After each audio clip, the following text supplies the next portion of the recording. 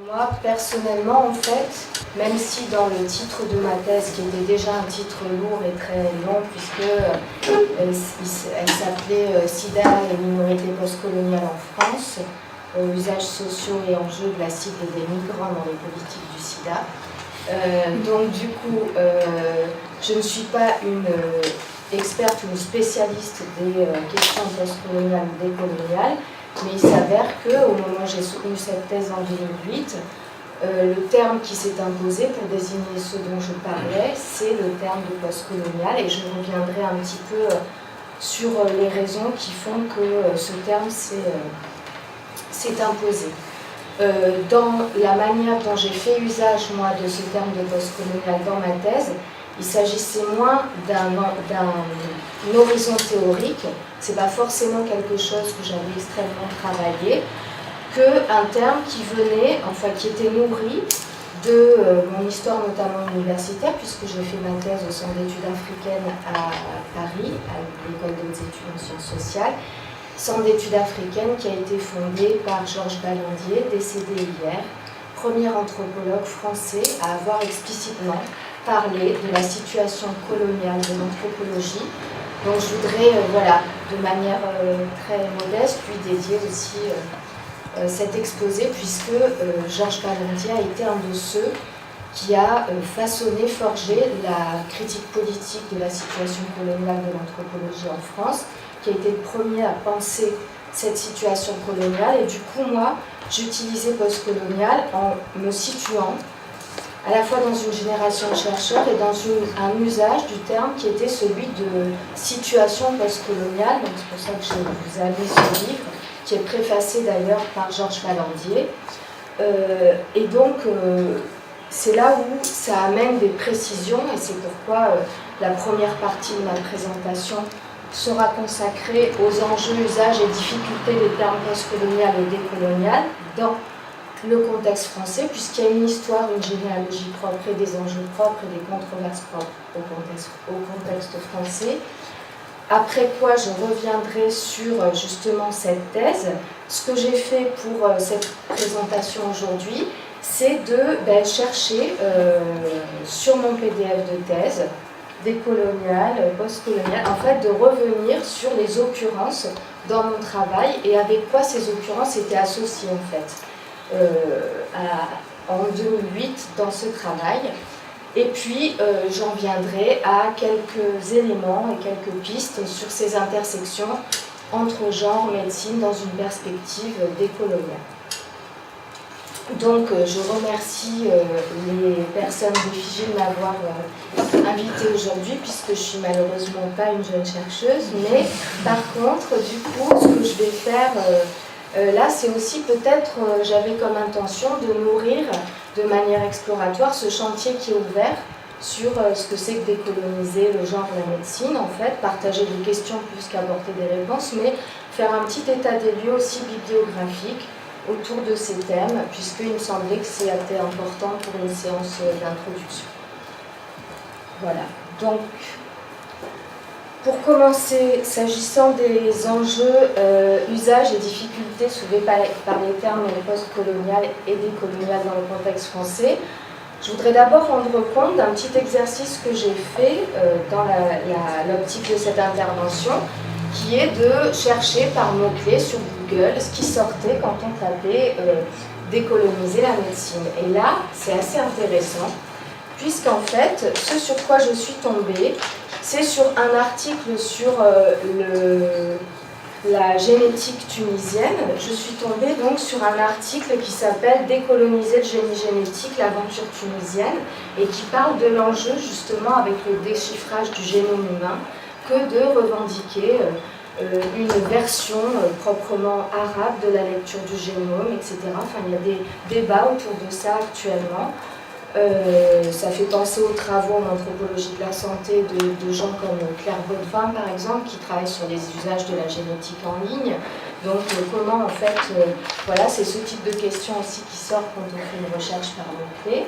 Je suis aussi tombée sur un manifeste d'une association, en fait, gynécologue punk espagnol sur décoloniser le genre, mais ça veut dire là décoloniser le corps des femmes, enfin la manière dont les représentations médicales façonnent et colonisent d'une certaine manière le corps des femmes. Alors ça fait écho avec d'autres travaux plus proches de l'anthropologie de la santé, comme ceux d'Emily Martin, The Woman in the Body, qui ont été des travaux qui visaient justement à dénoncer et travailler l'emprise du regard médical et des technologies médicales sur la manière dont les femmes vivaient leur propre corps, étaient subjectivées dans leur propre corps, notamment au moment de la grossesse. Je suis tombée également sur quelque chose d'assez époustouflant, un site d'un chercheur qui s'appelle Toy Scott et qui a créé, qui travaille sur le fait qu'il y a quelque chose qui s'appelle Queering Herbalism, qui travaille sur le fait de décoloniser la phytothérapie, les savoirs sur les plantes, voilà.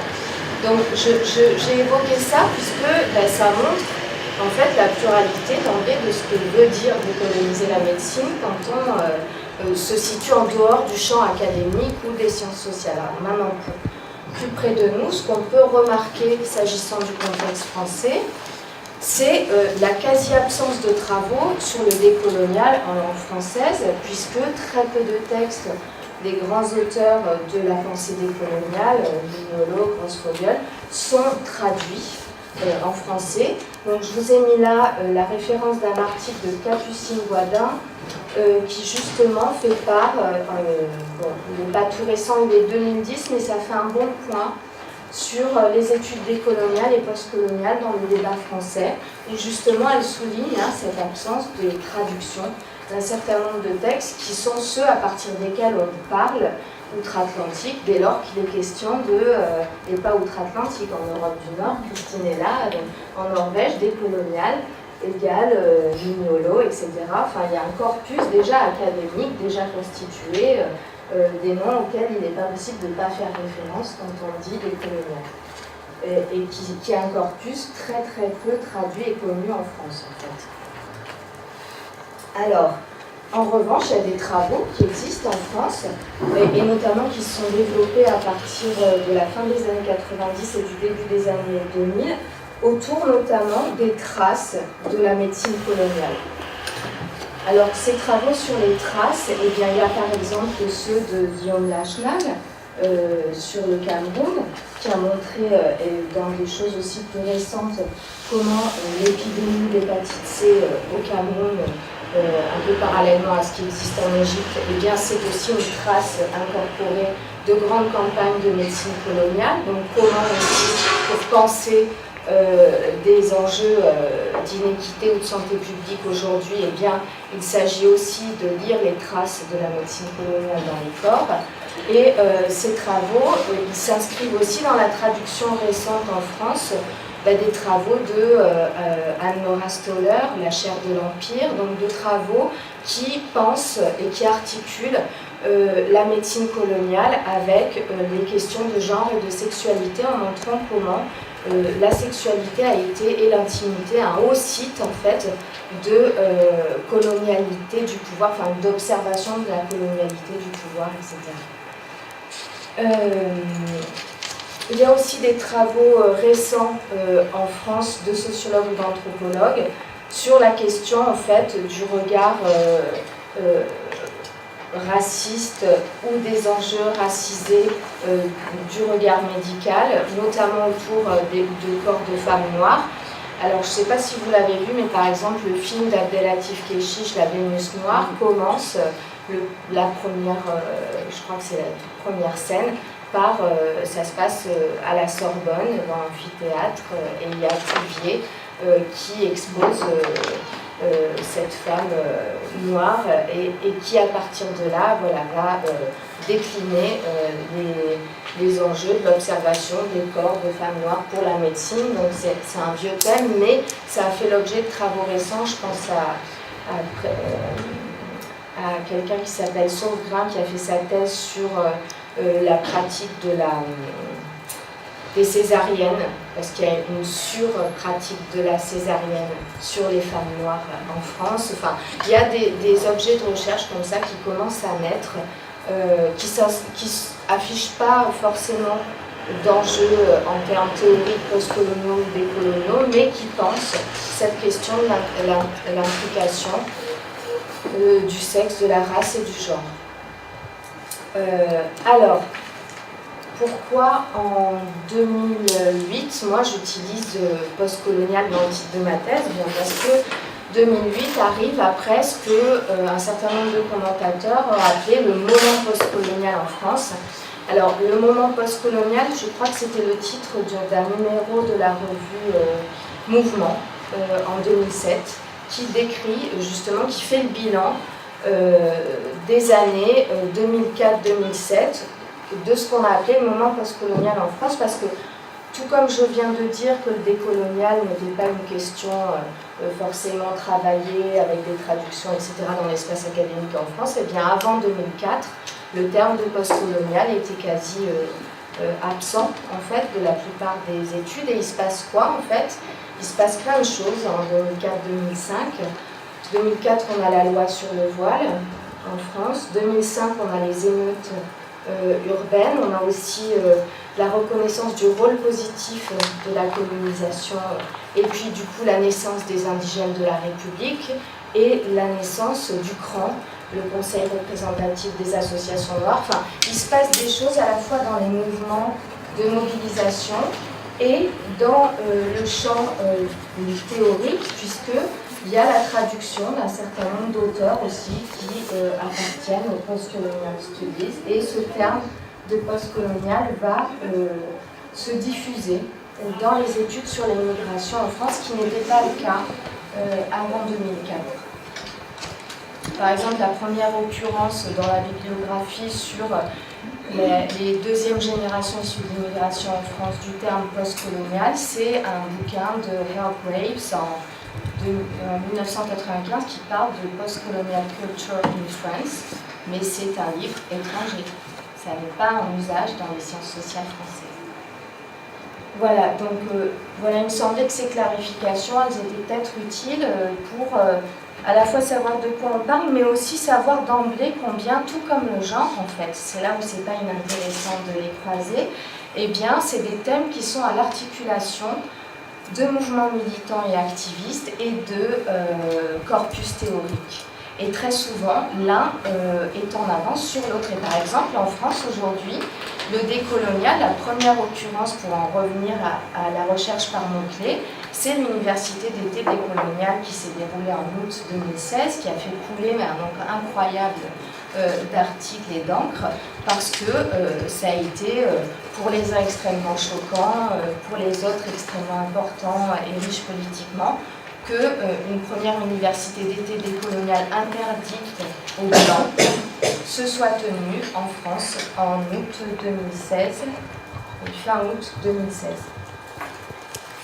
Justement organisée par deux femmes qui se présentent comme des femmes racisées et qui ont donc été à l'origine de cette manifestation où la question de la médecine était traitée, puisque dans le plan de l'université décoloniale, enfin le programme, il y avait au moins un atelier sur la question du racisme médical. Donc en fait, le racisme médical, c'est un sous-axe de la question de la décolonisation des esprits, des mentalités, etc. Voilà, donc après, je vais venir maintenant à comment moi, je l'ai utilisé ce terme, c'est-à-dire à cette recherche que j'ai faite, des occurrences dans ma thèse, du terme postcolonial. Et bien d'abord, le terme colonial, il vient tout de suite, puisque je me suis rendu compte que l'incipit de ma thèse, c'était la reprise de ce texte d'une banderole.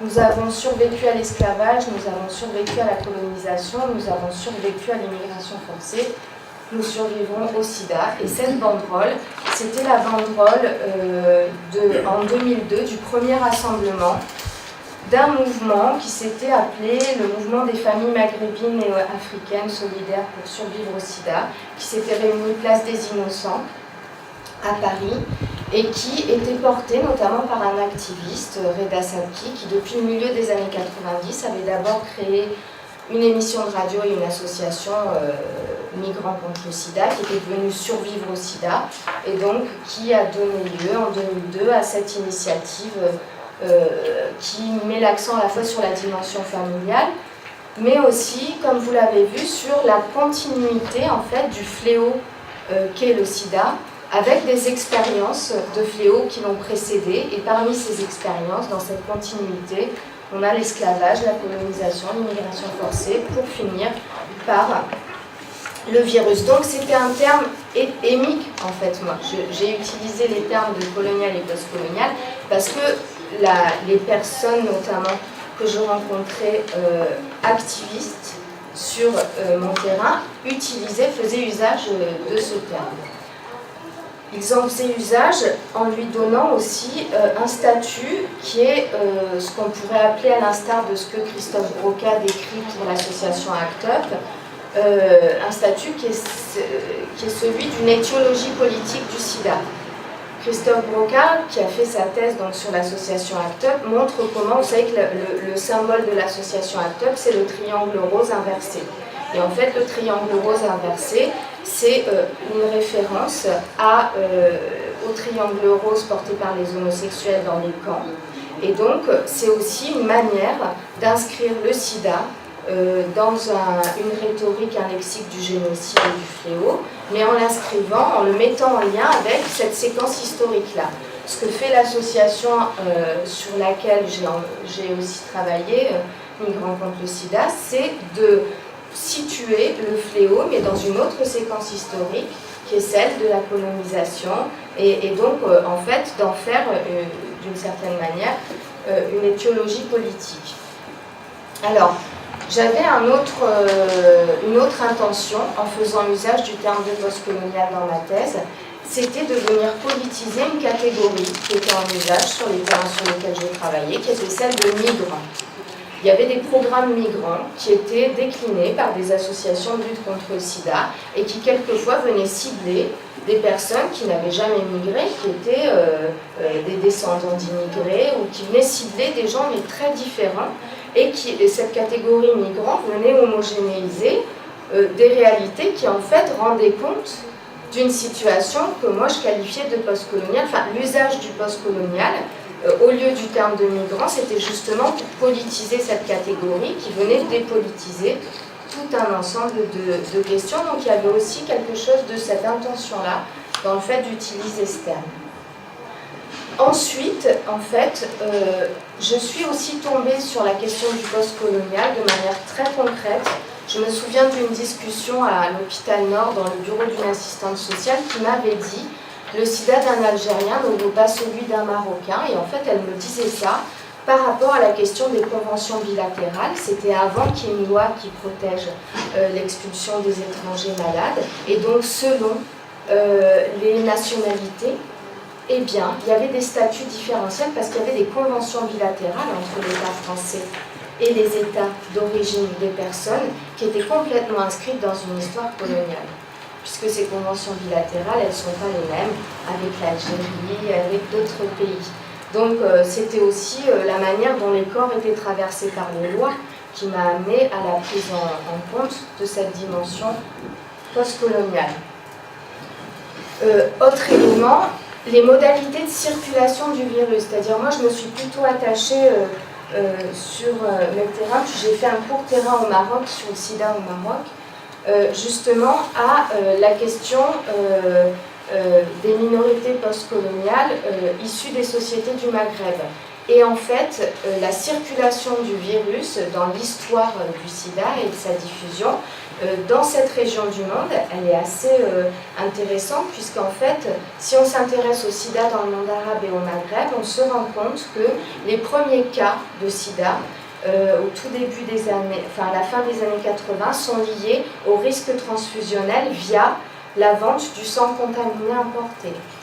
Il y a ensuite une partie des cas de sida qui sont liés à l'expulsion de jeunes qui ont grandi en France et qui sont expulsés après usage de drogue par voie intraveineuse et passage carcéral par la prison dans le pays d'origine de leurs parents parce qu'ils n'ont pas la nationalité française. Donc ils sont sous le coup de ce qu'on appelle la double peine.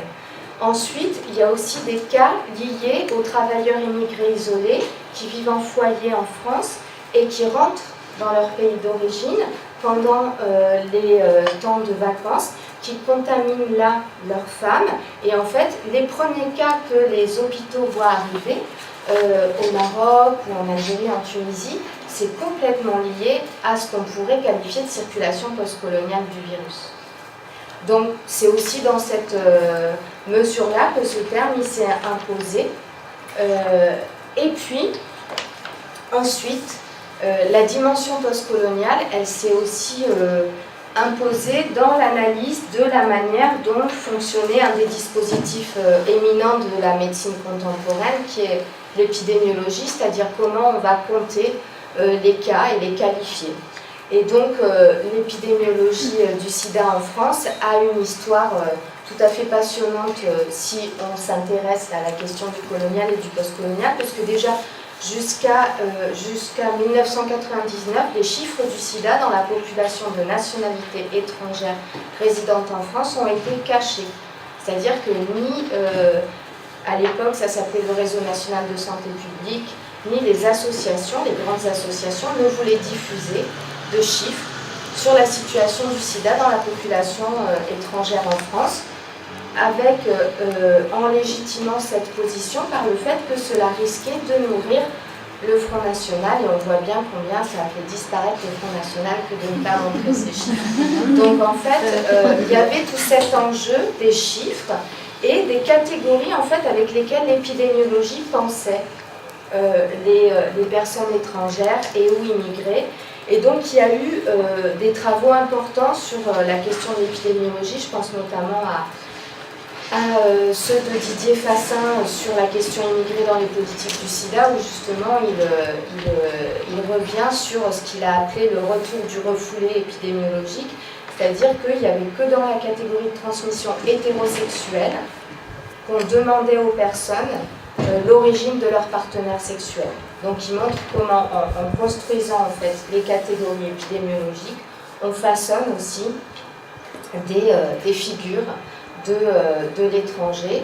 Et donc il y a eu tout un épisode aussi d'errement de l'Institut national de veille sanitaire qui cherchait des catégories. À un moment, ils avaient trouvé une catégorie qui était celle de vivant ou ayant vécu dans une communauté, pour ne plus utiliser la catégorie d'origine ou les catégories nationales. Enfin, on voit bien la gêne en fait occasionnée par le fait de dire, et en même temps, il y a un usage en épidémiologie de catégories. Alors par exemple, le rapport qui en 1999 rend public pour la première fois la situation du sida dans la population nationalité étrangère en France, rend compte d'une catégorie épidémiologique qui est celle de l'Afrique du Nord, où sont mêlés la Turquie, l'Égypte, le Maroc, la Tunisie. On voit toute l'histoire en fait des enjeux historiques et coloniaux français dans la manière dont l'épidémiologie construit ces groupes. Donc c'est aussi en pensant la question de l'épidémiologie que cette dimension du postcolonial, elle s'est imposée. Les occurrences dans ma thèse sont beaucoup liées aussi à mon chapitre sur l'épidémiologie. Deux autres choses, il y a aussi la question de la continuité entre les représentations coloniales et les représentations contemporaines, et notamment l'histoire de l'implantation de la médecine. Alors en ce qui me concerne, c'était au Maghreb. J'ai tout un chapitre dans ma thèse sur justement l'histoire longue de la médecine coloniale et puis de la médecine prodiguée ou dédiée aux colonisés en France dans les années 20 et 30, avec notamment un service qui était celui du SEINA. Pardon, je vous cherche les notes que j'ai récupérées là-dessus. Enfin, toujours est-il que ce que montre aussi cet usage d'aller regarder l'histoire de la médecine sur un temps long pour penser mon objet de recherche, eh bien, là, je voulais justement citer Guillaume Lachenal en 2007 qui dit « Les aspects coloniaux et postcoloniaux de l'histoire de la médecine, des sciences et de la technologie ont rarement été intégrés aux travaux consacrés aux nations européennes. Le cas français est révélateur. Les meilleures études sur la médecine et la santé publique dans la France de la 3e et 4e République restent cantonnées à l'Hexagone, prenant pour acquise, sans jamais la justifier, une disjonction fonctionnelle entre la métropole et les colonies. » Donc c'est là où moi, mon usage du terme postcolonial, il s'inscrit dans cette génération de chercheurs qui va penser aussi le territoire de l'Empire pour penser des politiques publiques menées dans le territoire métropolitain. Et notamment, du coup, ça m'a permis d'apprendre qu'il y avait eu en France, à partir de 1928, un service dédié justement aux Nord-Africains, service de médecine, qui a justement été fondé par quelqu'un qui s'appelait Pierre Gaudin, qui était un ancien de l'école d'officiers coloniaux de retour en métropole, après avoir exercé dans l'administration coloniale en Algérie. Donc on trouve aussi dans ces dispositifs de santé publique qui se déploient dans les années 20 et 30 en France, ce qu'on a appelé la colonie importée. Il y a eu tout un tas de travaux là-dessus, mais plutôt sur les questions justement, c'est Laure Pitti qui a pas mal travaillé là-dessus. Enfin, il y a eu, en tout cas à la fin des années 90 et au début des années 2000, en France, dans les sciences sociales, une prise en compte de cette continuité et de penser à la fois ce qui se passe dans les dispositifs mis en place dans les colonies et en même temps en France métropolitaine. Et là, je pense notamment aux travaux de Christelle Tarot sur la prostitution coloniale. Enfin, le début des années 2000, on a tout un tas de travaux qui se mettent à penser les formes de continuité entre la médecine coloniale et ce qui est importé après pour les classes laborieuses, classes dangereuses sur le territoire métropolitain. Donc, je vais en finir avec ces occurrences pour en arriver en fait à des pistes du coup à quoi m'ont fait réfléchir, des pistes sur lesquelles j'ai réfléchi à partir de la relecture par le prisme du décolonial et du postcolonial de ma thèse, et notamment en fait quelque chose qui s'inscrit bien. Ah pardon, j'ai pas évoqué juste un truc qui est important, oui. Comment le postcolonial il s'est aussi imposé sur les questions politiques de la représentation, c'est-à-dire comment à un moment où en France on s'est mis à cibler les personnes étrangères et immigrées, il y a eu un certain nombre de choses qui sont venues en fait souligner combien les politiques de la représentation de ces personnes, elles étaient liées aussi à l'histoire non coloniale. Je vous donne un exemple. En 2005, le ministère de la Santé demande à Gaspard Noé de faire une campagne de prévention, des petits spots télévisés. Et Gaspard Noé fait un compte-rendu assez hilarant de cette expérience dans un article qui s'appelle « Un réalisateur à bout de nerfs », qui était sorti en 2005 dans une revue d'art qui s'appelle Technicart, où il raconte qu'en fait, le ministère lui avait demandé de cibler trois populations, les homos, les hétéros et les migrants. Donc lui se demandait ce que c'était que les migrants. Et puis du coup, et lui avec ses représentations, il avait prévu un spot dans une boîte de sapeurs parisiens et tout ça. Et en fait, il arrive le jour du tournage et là, il voit qu'on lui a amené 10 figurants en boubou pour tourner le spot Migrants. C'est une histoire vraie en 2005 en France. Donc en fait, ça montre aussi combien, à partir du moment où il a fallu penser des politiques ciblées, il y a eu toute cette question des représentations et des politiques de représentation qui s'est posée, où là, le terme de postcolonial s'imposait aussi de lui-même. Voilà, donc j'en termine avec des choses qui sont plus proprement liées dans mon travail à cette interface genre, sexualité, médecine. Alors, la première, peut-être, la catégorie la plus visible de cette interface, c'est celle de femmes musulmanes. puisqu'il s'avère que, et je vous remercie de m'avoir fait relire ma thèse, il s'avère que les premières, en France en fait, pendant très longtemps, les femmes n'ont pas été des cibles légitimes de la politique publique de prévention en matière de sida. Elles l'ont été dans deux situations, avant 1997, dans deux situations, la grossesse et la prostitution. Donc on voit combien les politiques publiques reproduisent en fait des représentations lourdes, parce que là on a la maman et la putain quand même, enfin si on fait l'analyse symbolique des... Et c'est comme ça que les femmes étaient pensées dans les politiques publiques de prévention jusqu'en 1997.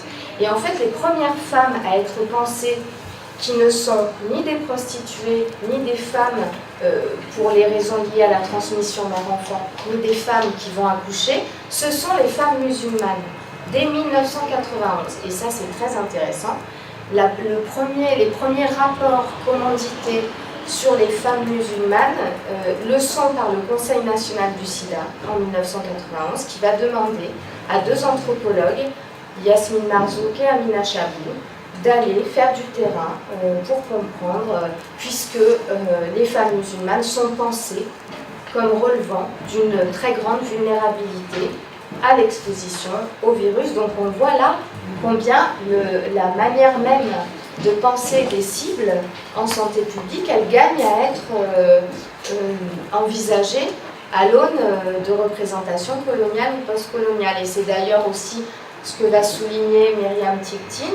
Alors elle, en 2006, elle parle d'un terrain qu'elle a fait au début des années 2000 en France, où justement, c'est le moment où la catégorie étranger malade vient d'être adoptée, c'est-à-dire où une personne étrangère, si elle est atteinte de pathologie grave, peut faire l'objet d'une régularisation sur le sol français. Et Myriam Ticktin, en observant en fait dans des lieux d'offre de soins les interactions entre médecins, travailleurs sociaux et patientes, va montrer combien cette figure de la femme musulmane est le parangon des personnes auxquelles on va proposer d'être régularisées au titre de la maladie. Donc il y a une espèce de continuité comme ça de cette catégorie et qui gagnerait effectivement à être pensée à l'aune du postcolonial, et les récentes affaires et la récente hystérie autour du burkini en France montre que voilà, autour de la catégorie femme musulmane, il y a quand même une histoire longue qui est d'ailleurs à resituer dans l'histoire longue de la colonisation de l'Algérie, puisque, comme vous le savez, les cérémonies où on a demandé aux femmes d'enlever leur voile, etc. Enfin, il devait être au point un peu sur ces épisodes-là. Sinon, il y a de la bibliographie qui commence à exister là-dessus, sur comment, justement, les femmes et le voile, c'est une histoire très longue, et cette conviction qu'il faut libérer les femmes musulmanes particulièrement, eh bien, ça a une histoire à la fois coloniale et dans le travail social en métropole depuis les années 40, et c'est encore observable sur certains terrains aujourd'hui. Donc, alors, pour qu'on ait un petit peu de temps, j'en ai encore pour 5 minutes en fait, comme ça on a le temps de discuter. Donc du coup, ce sur quoi je voulais terminer, c'est deux choses. Moi j'ai commencé donc mes terrains en 96-97, et à l'époque, la question de travailler sur les migrants et le sida en France était une question éminemment, j'aime pas le mot tabou pour qualifier la manière dont... Mais en tout cas, il y avait un évitement de ces questions-là, les chiffres étaient cachés, il n'y avait pas d'enquête là-dessus, et le fait même d'accoler les termes sida et immigration était d'emblée associé à la suspicion, etc. Et parce que justement, Et là, ça renvoie, c'est un peu pour boucler la boucle du début, pourquoi en fait il y a ces enjeux autour du post-colonial en France. C'est parce que notre histoire longue aussi, elle est éminemment façonnée par une définition historique et politique de la notion de citoyenneté qui est basée sur un universalisme abstrait où face à l'État, il n'y a que des citoyens abstraits sans distinction de race, de genre, de religion, etc. Et que donc la politique publique de lutte contre le sida en France, dans l'histoire longue, elle est très liée au fait qu'il y ait eu mise en place d'une politique fondée sur un discours d'universalisme par rapport au risque, c'est-à-dire le sida touche tout le monde, il ne passera pas par moi, etc., alors qu'on savait déjà qu'il y avait une diffusion sélective du virus, mais on a affiché une politique universaliste tout en sous-traitant à des associations une politique communautaire de prévention et à des associations qui avaient des ressources variées. Et parmi les ressources variées, les associations issues de l'immigration avaient très peu de ressources pour faire face notamment à ce genre de questions. Donc on voit combien l'universalisme qui prévalait a été aussi le site d'un déni républicain qui a fait que pendant longtemps, ces questions-là n'étaient pas abordables. Alors si je compare avec l'actualité, cette année sont sortis les premiers résultats d'une belle enquête qui s'appelle Parcours, et c'est la première fois qu'on arrive à montrer avec chiffres à l'appui en France que, en fait, la plupart des personnes étrangères, notamment issues d'Afrique subsaharienne, se contaminent une fois arrivées en France. Et que c'est dans l'espace des 6 premières années passées sur le territoire où elles ont affronté tout un tas de questions relatives au logement, à l'emploi, à la régularisation, que la contamination arrive. Donc ça vient révolutionner, ou en tout cas ça vient définitivement fermer le clapet de discours autour du sida comme maladie importée, notamment de zones d'endémie, etc. Donc c'est vous dire si ce qu'est cet objet sida immigration aujourd'hui n'a plus rien à voir avec ce qu'il était quand j'ai commencé à travailler là-dessus, mais quelque part ça nous renvoie aussi ce que j'ai dit sur les politiques publiques et l'universalisme et ce qu'il produit. Eh bien c'est une des grandes questions en tout cas des études décoloniales et postcoloniales, et c'est là où elles intéressent la médecine, que celle de l'universalisme, savoir justement quelles sont les conditions politiques d'un universel qui ne soit pas en fait un outil de domination impériale, européocentré, enfin c'est ça les questions postcoloniales et décoloniales, et d'une certaine manière c'est aussi les questions posées par exemple l'anthropologie de la biomédecine, qui justement s'intéresse à la manière dont le substrat et le discours universaliste de la médecine est un de ces instruments de domination, et comment justement en articulant des catégories qui sont celles du genre, de la classe, de l'origine, de l'âge, de la maladie, et il est possible de montrer qu'il y a des configurations locales. En anthropologie de la biomédecine, il y a Margaret Lof par exemple qui parle de biologie locale selon justement le façonnement environnemental et social des corps, et que cette idée d'une biomédecine universaliste, elle fait aussi partie d'un discours impérial et européocentré. Donc on voit combien il est intéressant de les penser ensemble et de les croiser. Donc voilà, c'était un peu... je vous ai mis une dernière référence là, de Paola Baqueta, Décoloniser le féminisme, intersectionnalité, assemblage, coformation, coproduction, parce que c'est aussi une question qui est très travaillée dans les mouvements féministes, que cette question du décolonial et du postcolonial. Il y a à peu près 3 semaines, j'étais à Paris pour le mouvement français pour le planning familial, qui faisait 2 jours de réflexion en interne national sur la question de l'intersectionnalité. en se demandant si, en tant que féministes blanches, elles avaient le droit d'intervenir auprès de... Enfin, c'est des questions qui sont très actuelles, en fait, dans les associations qui interviennent aujourd'hui en France sur les questions liées au médical et au genre. Voilà, je vous remercie de votre attention. Et je pourrais vous mettre à disposition le PowerPoint. Voilà.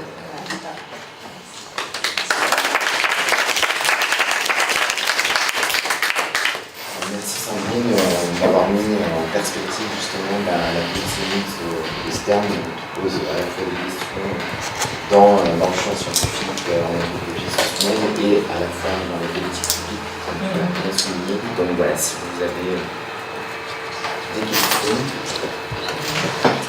Ce que tu as dit sur les femmes musulmanes m'a vachement interpellée. Et du coup, c'est des problématiques qui sont assez étrangères pour moi, cette question de l'épidémiologie et comment l'épidémiologie crée des catégories, etc. Mais du coup, pourquoi en 91 cette catégorie elle émerge et comment une catégorie elle émerge, du coup, par quels acteurs elle va être identifiée, construite, etc. Alors justement, j'ai une petite partie qui s'appelle la catégorie femmes musulmanes, les raisons d'une attention spécifique, où je suis allée relire dans en fait ce que chacune des... il y a eu 2 rapports donc, de recherche au Conseil national du sida, ce que chacune raconte sur justement comment est née cette intention d'aller regarder ce qui se passait. Et donc c'était l'un des volets du dossier déontologie de l'information en fait. C'est dans la question de l'information et comment cibler des populations spécifiques que la question a été posée de cerner les questions et représentations de la population féminine immigrée de culture musulmane, questions et représentations qui interféreraient avec leur perception des messages d'information. Y a-t-il des modèles culturels ou contextuels de la perception de l'information en matière de santé ou de VIH? C'était les premières questions en fait. La perception et la compréhension des femmes musulmanes varient-elles en fonction des interdits ou des permissivités portant sur les représentations et pratiques sexuelles et les images de la maladie? Donc en fait les premiers questionnements c'est autour d'une information ciblée vers des populations spécifiques et comment en fait justement la dimension culturelle peut être un filtre à la réception des messages, sachant aussi que les situations de statut d'immigré, de précarité sociale, d'accès aux soins et d'isolement linguistique faisaient partie des choses qui finissaient par être listées. Mais la première chose qui permettait de légitimer le fait qu'on s'intéresse à ces femmes, c'était justement la dimension culturelle. Et en fait, ça, c'est le discours qui va prévaloir. Il y a eu tout un tas de travaux. Ce qui est intéressant, c'est que ce culturalisme de la santé publique, il est observé à la même époque en Afrique, mais que, en fait, il n'y a quasiment pas d'anthropologues qui connaissent le sida en France. C'est à peu près la même chose sur le territoire national, en fait. Il y a vraiment cette interrogation par le prisme de la culture qui va venir légitimer l'adaptation, enfin la nécessité d'adapter des messages. Et en même temps, voilà, la question qui est posée, alors là je cite Marzouk 91, une information ciblée vers la population musulmane sur les grands canaux médiatiques apparaît dans le contexte actuel, dangereuse et inutile. C'est par là que vont finir les rapports comme conclusion. Ce qui signifie qu'il y a beaucoup à faire, mais autrement. Donc ces rapports vont dire qu'il ne faut pas cibler la population musulmane parce qu'on est en 91, qu'il y a la guerre du Golfe et qu'on est au début aussi de ce que vont devenir les musulmans comme catégorie dans la société française. Donc c'est vrai que c'est hyper intéressant d'aller voir ce qui a présidé, comment finissent les rapports de cette époque-là et combien on ne peut pas justement penser une cible sans l'articuler à son contexte global, social, politique. Enfin, c'est du peu à bas de l'anthropologie. Et la catégorie homme musulman, elle existait? Non. De toute façon, la catégorie homme hétérosexuel n'existe pas. C'est la norme dont personne ne parle, on le sait bien. C'est pareil dans les politiques de prévention, en fait. Moi, je voulais te poser une question sur ta légitimité en tant que chercheuse, justement, dans ce champ de recherche. Quand tu as commencé ta thèse là-dessus, comment ça s'est passé dans le champ académique et auprès de tes pairs? Est-ce que ton sujet a été reçu tu as dû te justifier sur ton approche, ou est-ce que ça a été facile, difficile? Est-ce que ça a suscité Alors, il y a eu des moments différents parce que moi j'ai eu plus de 10 ans à faire mon terrain. Non, mais donc au début. Donc je ne vais pas pouvoir parler de tous les moments, mais en tout cas, cette position qui maintenant, c'est un peu ce dont on parlait de ça il n'y a pas longtemps avec Frédéric, mais la position le fait qu'on me renvoie une position de blanche non légitime pour parler de ça sur mon terrain, elle est arrivée assez tôt, en 98-99, comme accusation d'un activiste de ce champ-là, en fait. Et qui a été, du coup, j'ai écrit là-dessus, il y a un article que j'avais fait pour ethnographique.org, où je décline plusieurs situations, dont celle-là, où je parle de malaise éthique, en fait, dans cet article. Mais donc, c'était des moments où, en fait, ces questions de légitimité sur des terrains comme ça, elles n'étaient quasiment pas pensées dans l'académie en France. Enfin, c'était vraiment... ça n'existait pas, ce questionnement-là. Ça pouvait exister pour des gens qui travaillaient dans des espaces autres, géographiquement, mais posé comme... justement, après, c'est Simona Tersini, on est un certain nombre de chercheuses à avoir commencé à se la poser, mais on était assez démunis, en fait. On n'était pas très... Enfin, c'est là aussi où on est allé chercher de la littérature sur le postcolonial ailleurs, mais c'est vrai que... Et puis après, il y a quand même tout ce qui est sorti autour des questions de réflexivité en anthropologie qui permettait de nourrir, mais voilà, c'était plus vécu comme du terrain miné que comme du terrain où tu es blanche et tu n'es pas légitime. Ça, c'est vraiment le lexique dominant aujourd'hui, mais qui n'était pas celui de l'époque à laquelle j'ai commencé, mais qui était présent dans les milieux activistes.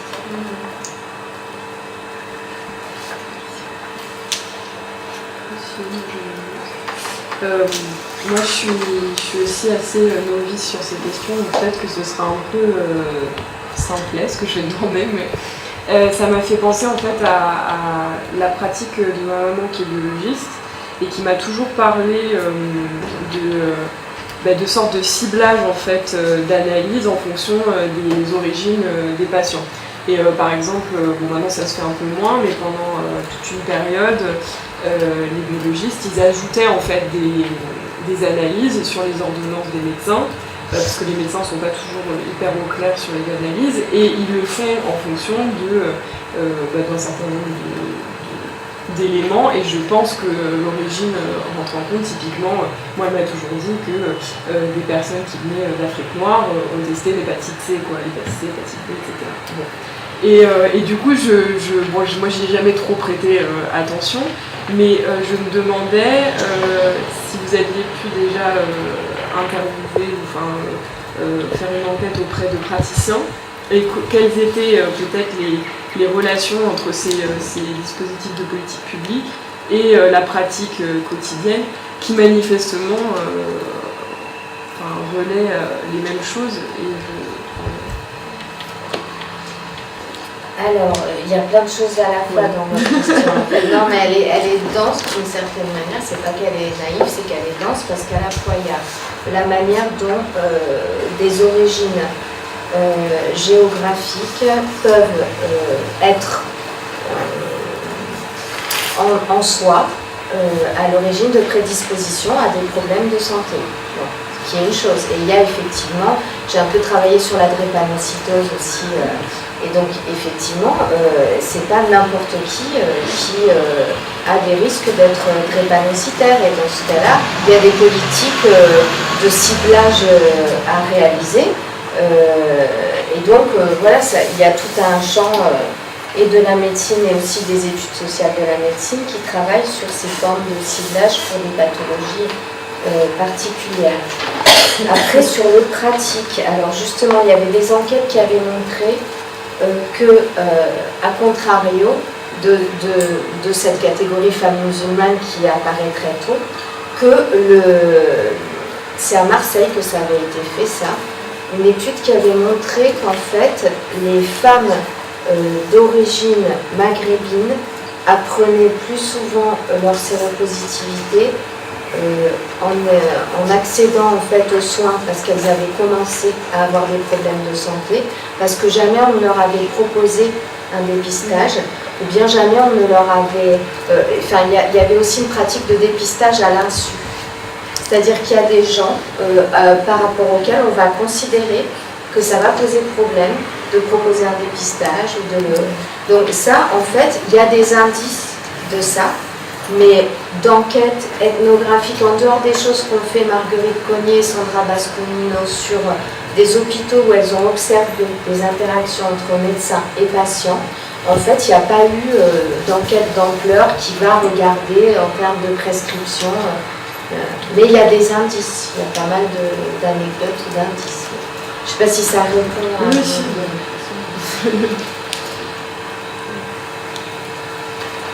J'ai une question justement qui revient un peu sur ce que disait Karine tout à l'heure sur la catégorisation des personnes qu'on a identifiées comme étant susceptibles d'être malades, etc. Quand j'ai fait mon terrain au Maroc, je travaillais sur l'homosexualité. Cette catégorie de qui est-ce qu'un homosexuel peut avoir le sida, en tout cas dans les discours que moi j'ai pu retenir, les discussions que j'ai pu avoir avec les gens, c'était pas forcément une entrée, c'était pas forcément une possibilité, puisque dans le traitement de la maladie à travers des associations, on ne disait pas homosexuel, mais des hommes qui touchent des hommes, donc ça, la maladie de l'identité. Et du coup, c'est aussi quelque chose qu'on retrouve dans toutes les luttes pour la défense des droits homosexuels au Maroc, où finalement la question de la maladie, elle ne fait absolument pas partie de l'agenda de la lutte. Alors là, alors en fait, je répondrai par deux trucs.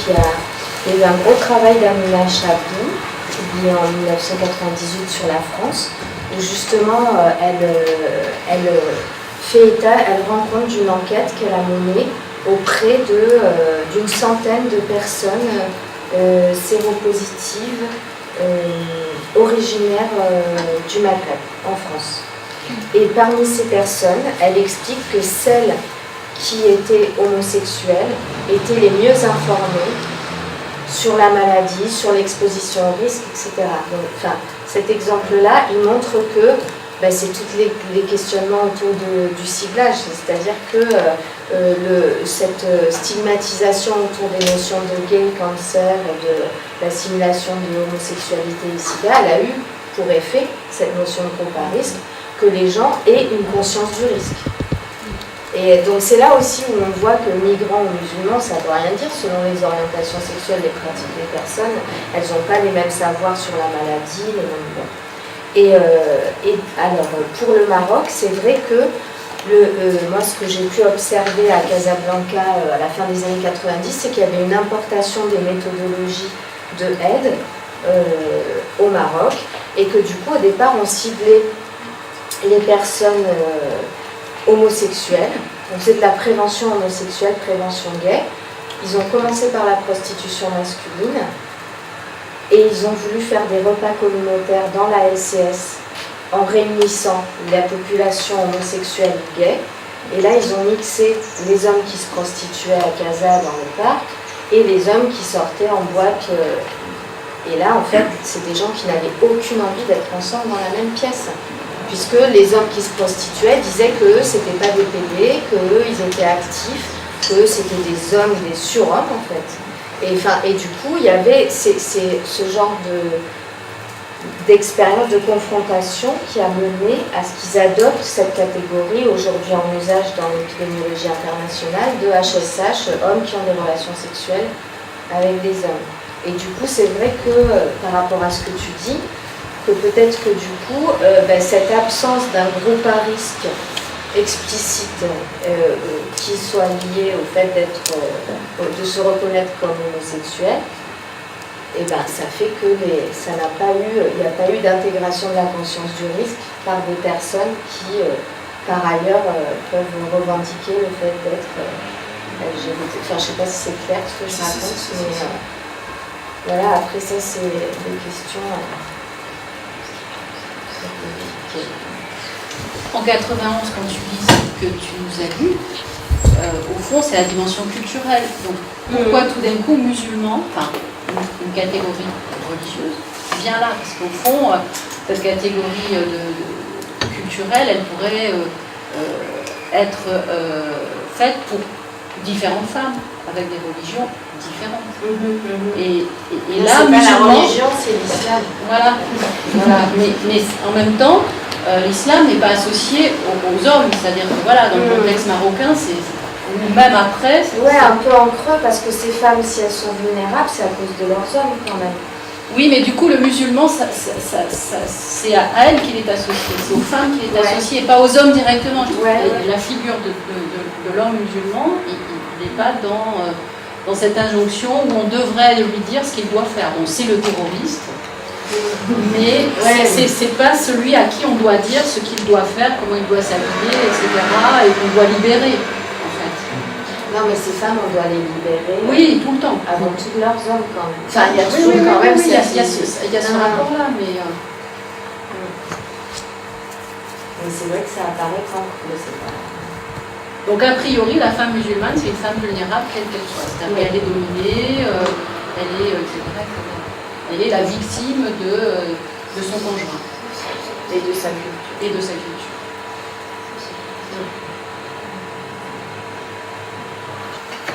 On arrête là? Ouais. Allez, merci à vous. Merci.